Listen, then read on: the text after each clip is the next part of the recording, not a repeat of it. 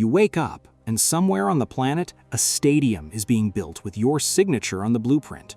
Somewhere else, a country is bidding a small fortune just to host a tournament you control the rules of. You haven't kicked a ball competitively in decades. You don't need to. You are the most powerful person in the sport that 4 billion people call their religion. And today, like every day, someone is going to ask you for something they cannot get from anyone else on Earth. Nobody becomes FIFA president by being good at football. That's the first thing you learned, and it's the thing that still surprises people when they meet you. You didn't get here by scoring goals. You got here through decades of committee rooms, quiet dinners, favors remembered and favors owed, alliances built across confederations that don't trust each other on a good day. You climbed a mountain made of politics wearing a football scarf, and by the time you reached the summit, the game itself had almost become the smallest part of the job. Your morning starts with a briefing, not a training session. 3 continents want to host the next tournament, and each bid comes with numbers big enough to reshape a national economy.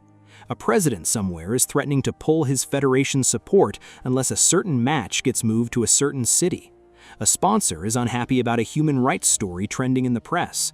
A federation is accusing another federation of match fixing, and both sides are demanding you personally intervene before lunch. You haven't touched a football in your hand yet today, and you already feel like you've played 4 matches. This is the part nobody understands from the outside. They think the FIFA president spends his day watching football, enjoying trophies, shaking hands with legends. You do that too, sometimes, for the cameras, but the real job is closer to running a country than running a sport. You control television rights worth billions. You decide which nations get to dream about hosting a World Cup and which nations get quietly told to wait another cycle. You sit across from presidents and prime ministers who need your tournament more than you need their vote. And you negotiate like the fate of small economies is actually resting on the conversation. Because sometimes it is. The money moving through your office in a single year would take an average person several lifetimes to imagine. Broadcasting deals, sponsorship contracts, ticketing revenue, merchandising empires built around a single crest. And underneath all of it, member federations across the world who depend on the money you distribute to keep their own football alive. Grassroots programs, youth academies, stadiums in countries that would have nothing without the funding decisions made in your building. You are not just governing a sport, you are functioning as a kind of global development bank that happens to be obsessed with a round ball. The pressure is different from anything an athlete or a coach ever feels. A coach loses a match and apologizes to his fans. You make a bad vote at Congress and an entire confederation stops speaking to you. A referee makes a bad call and gets criticized for a week. You make a bad governance decision and it becomes a permanent chapter in football history, discussed in documentaries decades after you're gone. Every decision you make is being recorded not just by journalists, but by history itself, because football is one of the only things on Earth almost every culture agrees to care about. You've learned to read a room the way a goalkeeper reads a penalty, watching not the ball, but the eyes, the hesitation, the thing people aren't saying yet. Behind closed doors, alliances shift constantly. A federation president who supported you yesterday might be building a coalition against you today.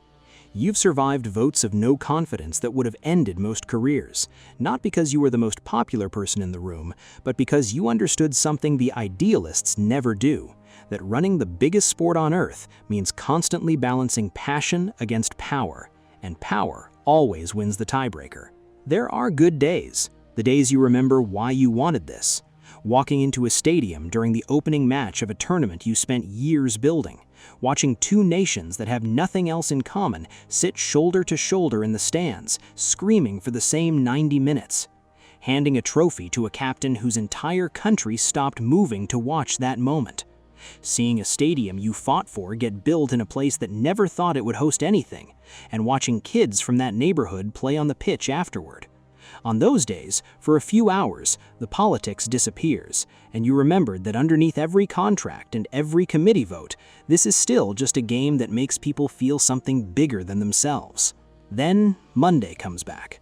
The federations return with their demands. The broadcasters want their numbers protected. The next bidding war for the next tournament is already starting, and somewhere a scandal is brewing that your legal team hasn't briefed you on yet. You are the president of the biggest sport on the planet. You didn't inherit a stadium, you inherited an entire world's worth of expectation wrapped around a ball that hasn't changed much in 100 years, while everything else around it turned into an empire.